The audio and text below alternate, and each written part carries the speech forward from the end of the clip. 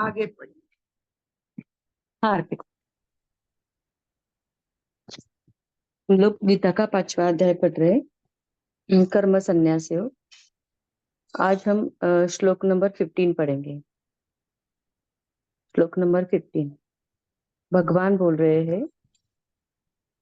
श्री भगवान उवाच नादत्ते कस्यचित् पापं न चैव सुकृतं विभुः अज्ञानेनावृतं ज्ञानं तेन मुह्यन्ति जन्तवः। नादत्ते कस्यचित् पापं न चैव सुकृतं विभुः अज्ञानेनावृतं ज्ञानं तेन मुह्यन्ति जन्तवः। सर्वव्यापी परमेश्वर भी न किसी के पाप कर्म को और न किसी के शुभ कर्म को ही ग्रहण करता है, किंतु अज्ञान के द्वारा ज्ञान ढका हुआ है, उसी से सब अज्ञानी मनुष्य मोहित हो रहे हैं। हरिओम।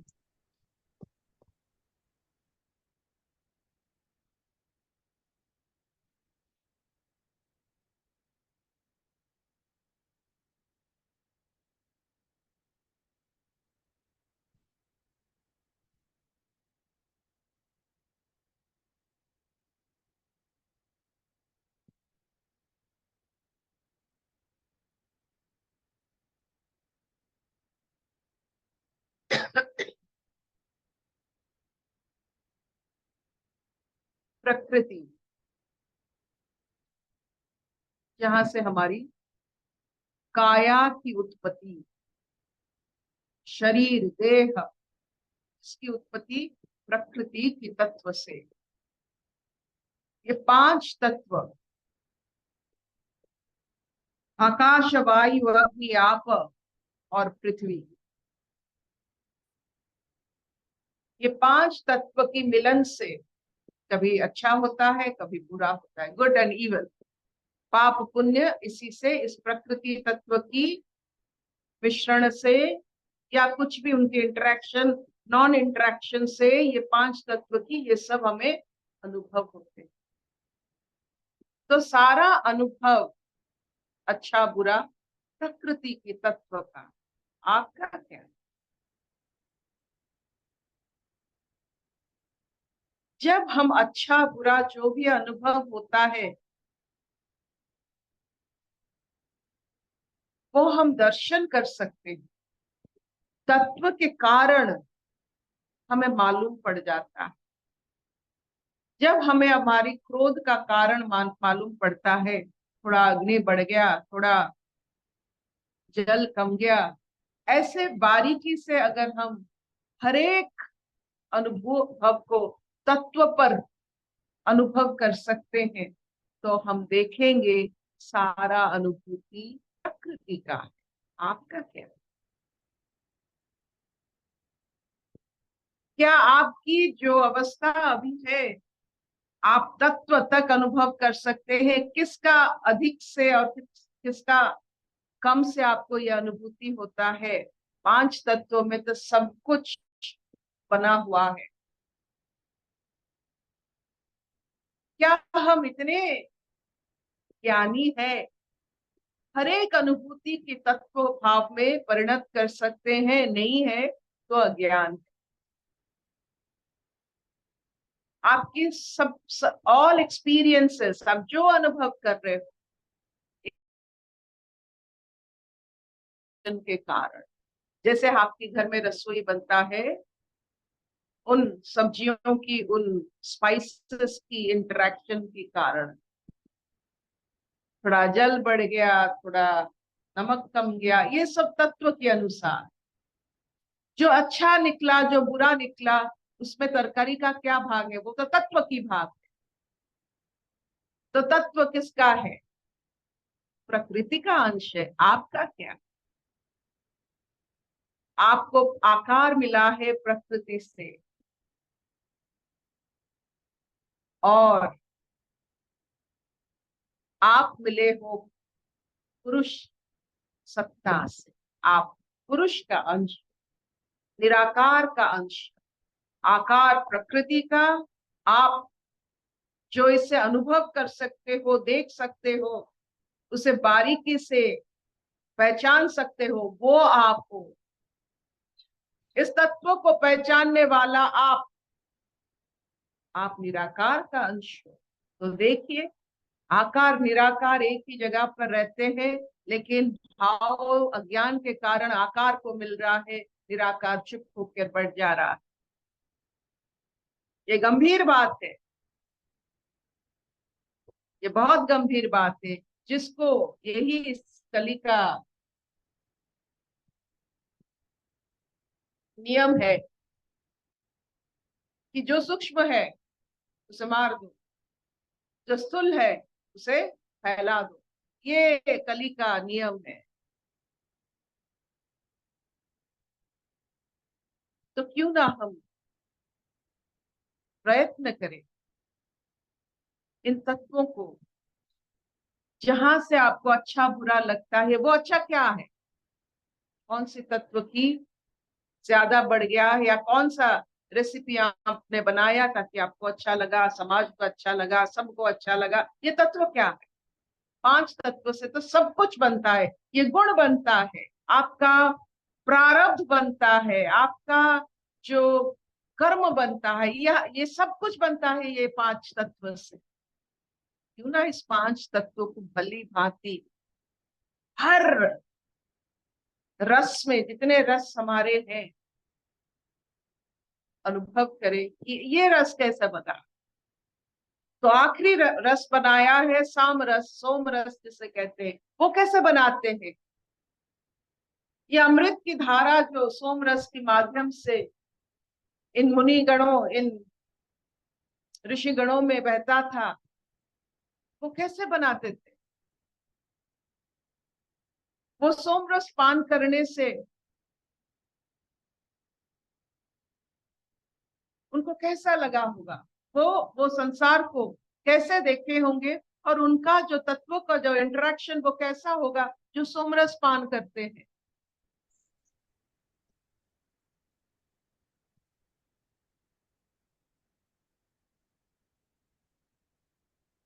तत्व को जानने वाले ही सोमरस पान करते हैं।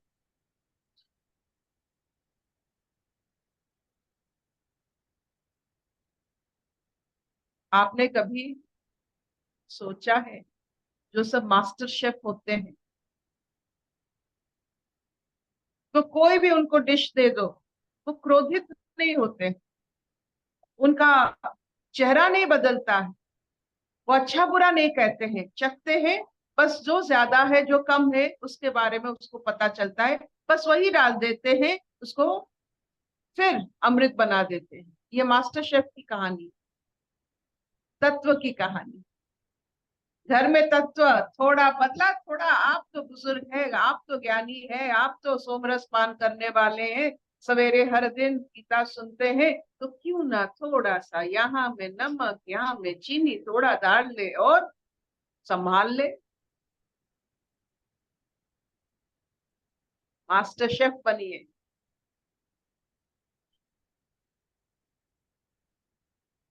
जो जो जिसको नहीं पता होता है, खाना खजाना के बारे में नहीं पता होता है, वो भी आ जाते इस पक्ष पर कि ये अच्छा है ये बुरा है। अरे अच्छा बुरा में सिर्फ एक नमक ही तो फर्क था।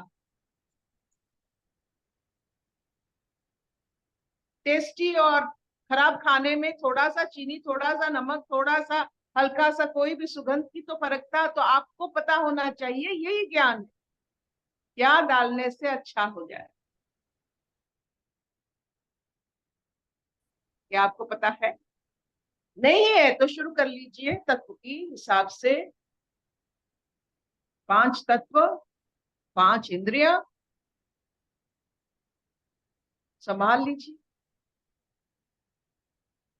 ये कौन कर सकता है? जो सोमरस पान करके जो स्थिर अवस्था में, अमृतमय अवस्था में रहते हैं, वो तत्व की थोड़ा सा बारीकी, हल्के सी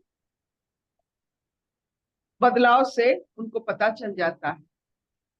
पर वही उसको से वो ठीक करते हैं, क्योंकि और समय देंगे, एक बार तत्व बदला तो आप जानते हैं कि अगर तत्व बदलता है, आप कुछ नहीं करते हो तो वो गंभीर बात हो जाती है, और उससे आप कुछ नहीं कर सकते हो, वो प्रारब्ध कर्म बन जाता है। आप दाल बनाते हो, बाहर नहीं रखते हो, आप जानते हो वो बदल जाएगा तो आप खा नहीं पाओगे, तो आप फ्रिज में रख लेते हो। यू शुड नो, जब बदल रहा है कुछ तत्व, वो कैसे, पहली ही नजर में उसको कैसे अपने ज्ञान के हिसाब से उसको ठीक किया जाए। जल्दी कर लीजिए, नहीं तो वही प्रारब्ध कर्म बन जाता है। रसोई जिन्होंने किया है, उससे बड़ा आध्यात्मिक भाव कहीं से आपको अनुभव नहीं होता है। रसोई शाल एक बड़ी लेबोरेटरी होती है पूरा ब्रह्मांड के बारे में जानने की।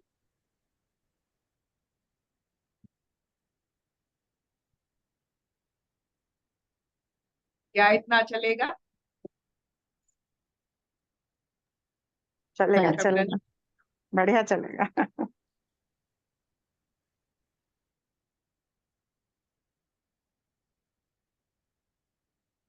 अशतो मा सद्गमय तमसो मा ज्योतिर्गमय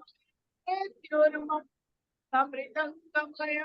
सर्वे सुखिनः सन्तु, सर्वे सन्तु निरामया, सर्वे भद्राणि पश्यन्तु, मा कश्चित् दुःखभाग् भवेत्। ओम शांति शांति शांति।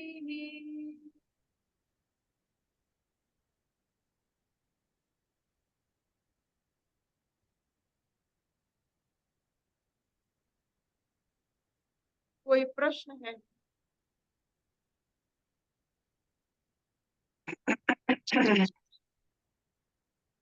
किसी का कोई प्रश्न है? पूछो अर्पिता जी को, कोई क्वेश्चन है तो। वैशाली। हाँ आंटी।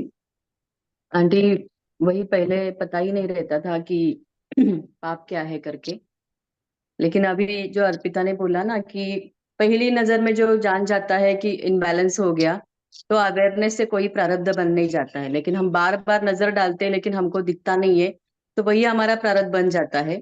तो अभी क्या होता है, सत्संग आने से ना इमिजिएटली कितना भी इकट्ठा किया हो, उसको कॉन्सेंट्रेटेड भी हो, लेकिन ज्ञान से जान गया, अवेयरनेस आ गई तो एकदम वो साइड में हो जाता है। अवेयरनेस जो सत्संग में दी जाती है ना, वो बहुत इंपॉर्टेंट है। कितने सारे कॉन्सेप्ट, कितनी सारी धारणाएं हैं, वो इमीडिएटली डिजॉल्व हो जाती है जैसे ही मान जाते हैं। तो ये ज्ञान मार्ग का सबसे बड़ा चमत्कार है एक्चुअली। आपने देखा होगा, हमारे बहुत सारे बॉलीवुड की जो गाने होते हैं, आप कुछ गाने को यूं ही उठा लेते हैं जैसे आप गा सकते हो, कुछ गाने को प्रैक्टिस करना जरूरत पड़ता है, कुछ गाने क्लासिकल होते हैं तो उसके लिए कुछ शिक्षा की जरूरत होती है। तो जीवन में जो सहज लगता है उससे जरूर गुनगुनाते रहिएगा, क्योंकि उसी से शुरू होता है आपकी खोज और बारीकी से करने का। एक ही काम से शुरू कर लीजिए, जो भी अच्छा लगता है गुनगुना लीजिए, वहीं से आप देखोगे आप क्लासिकल भी गा सकते हैं। शुरू कर लीजिए। अर्पिता, और क्या है ना सत्संग में, मतलब आपने एक बार बोला था, मुझे वो बात बहुत अच्छी लगी थी। अनुसया की स्टोरी जो बोली थी आपने ना, तो अनुसया का मतलब बताया था कि जिसको असूया नहीं होती वो अनुसया होती है करके। और वो ये हमने जिसके ये अंदर, हमने ये हमने हाँ बताया था। अरे बहुत हाँ, बढ़िया। आपने बताया था। तो जो बोले ना आप गुनगुनाते, तो मुझे वो काफी दिन तक वो इसका इम्पैक्ट रहा मन के ऊपर कि अनुसया होती कि उसके अंदर मत्सर नहीं होता है। तो स्टोरी जो है हमारे अंदर, मतलब हम कैसे उसके ऊपर अवेयरनेस डालें। तो आपने बोला था कि जो भगवान भी आए उनका टेस्ट करने के लिए, वो भी ट्रांसफॉर्म हो गए। तो स्त्री में वो ट्रांसफॉर्मेशन पावर होती है। और सामने वाले को बालक बनाने के मतलब उसका काम ऊर्जा का राम ऊर्जा में ट्रांसफॉर्मेशन करने का यह ट्रांसफॉर्मेशन ट्रांसफॉर्मर करके, तो वो काफी दिन तक ना वो अपने ऊपर नजर आ जाते थे ना। तो हम हमेशा क्या करते हैं, दूसरे को बदलने की जो चेष्टा करते हैं ना, वो वही करते रहते हैं, लेकिन पीछे नहीं आके देखते हैं कि हमारे अंदर क्या है करके।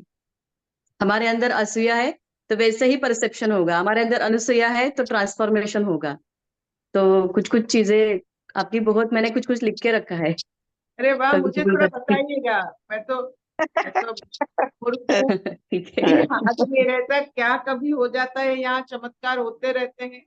क्या आपके सामने बैठने से आएंगे ट्रांसफॉर्म, तो बहुत कुछ होता है। थोड़ा कभी ना कभी हमें इसी से ही गीतू पता चलता है तुम नहीं बोलते हो। वो अस्तित्व तुम्हारा जैसे लाउड स्पीकर के पीछे कोई मनुष्य होता है, कोई आदमी औरत होता है, बोलता है, लाउड स्पीकर कुछ नहीं करता, वो यंत्र है। ऐसा ही तुम्हारा बॉडी माइंड यंत्र है, वो यंत्र को अस्तित्व यूज करता है, एग्जिस्टेंस। तो हाँ जी। यही अकर्ता भावना है। और यही सब हम सीख रहे हैं, जान रहे हैं जितना। तुम और सब एक बार कुछ भी कर क्या हुआ सकते हो। था। और एक बार भी क्या हुआ था, आप अपने सासू माँ के बारे में बोल रहे थे एक्चुअली, कि आपने बोला कि मेरी सासू माँ जो है देवी है, देवी करके ऐसे बोला 2-3 बार, देवी देवी इतना ऐसे बोला ना। तो जो वर्ड है ना वो मेरे अंदर ऐसे चला गया, मुझे बाकी कुछ समझ में नहीं आया, मुझे लगा मैं ही देवी हूँ करके। और मैं सुबह उठी और नहा धो के बहुत बढ़िया साड़ी पहना और घर में रंगोली वगैरह डाला और थाली वगैरह लिया और खुद को ही जैसे देवी को अर्पण कर देते हैं ना, मुझे दिन भर ऐसे लगा मुझे देना चाहिए। तो वो वर्ड पता नहीं अंदर जाके आप क्या समझाना चाहते थे, बट वो भी मतलब अंदर एक दिन भर पूरा ऐसे भाव रहा वो वर्ड से। तो शायद वो सत्संग से वो जो बाण मारते हैं ना, वो क्या बोलते हैं, मदन बाण होता है, वैसे वो तो तीर सत्संग का कुछ तीर भाव का तीर मुझे। लग गया, बुलेट, हाँ, तीर हाँ सत्संग। उसका उसके पीछे जो भाव डाल के आप शब्द बोलते हैं, उसका भाव ना ट्रांसफर हो जाता है एक्चुअली। वही। इसीलिए ना कहा जाता है वैशाली, एबट ऊंचा होए सोई, तीस ऊंचा को जाने सोई। ये बातें को समझने के लिए तेरा ऊंचाई वाला चेतना ही कैच कर लिया, सब लोग तो समझ नहीं पाए होंगे। समझे ना? यहाँ यहाँ एक अनुभव की बात बताती हूँ। जब हम मेरे, मुझे पता नहीं वो सास है क्या है, वो जो है मेरे प्रारब्ध का एक हिस्सा है। और उनके साथ मेरा थोड़ा बहुत कर्म था, दर्शन हुआ, उनसे बहुत सारे चीज देखने को मिला। सीखने तो हर जगह हम शिक्षा लेते हैं, लेकिन देखने को मिलना, वो शिक्षा किसी में देखना, वो देवी बन जाती है। शिक्षा तो सब देते हैं, आपके स्कूल में सब देते हैं। जो शिक्षा देखने से मिल जाती है बिना बताए, वो देवी है।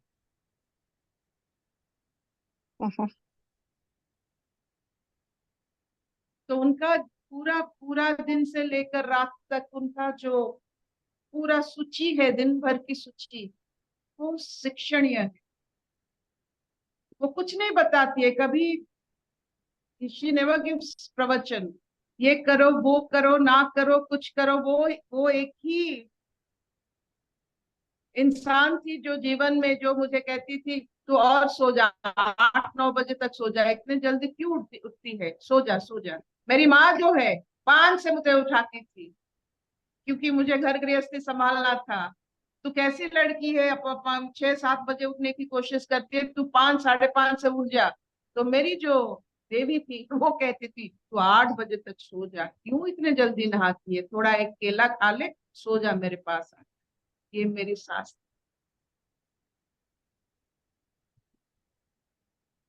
जब मैंने पूछा उनको कि हमें, जब मैं एमडी कर रही थी तो मैं कहाँ रहूंगी, भुवनेश्वर में रहूंगी या कटक में रहूंगी, ना तू तेरी माँ के पास रहेगी। मैंने कहा क्यों, ना मेरे पास 4 बच्चे हैं, तेरे माँ की तू एक ही है, तू वही रहेगी। ये शिक्षणीय है वो देवी। और कहती थी हाथी जहां भी रहे राजा का, तू जहां भी रहे तू मेरा है। ये सब बातें कौन कहता है, ये मेरा अनुभव। Thank you.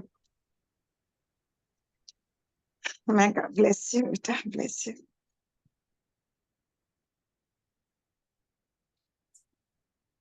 हम्म।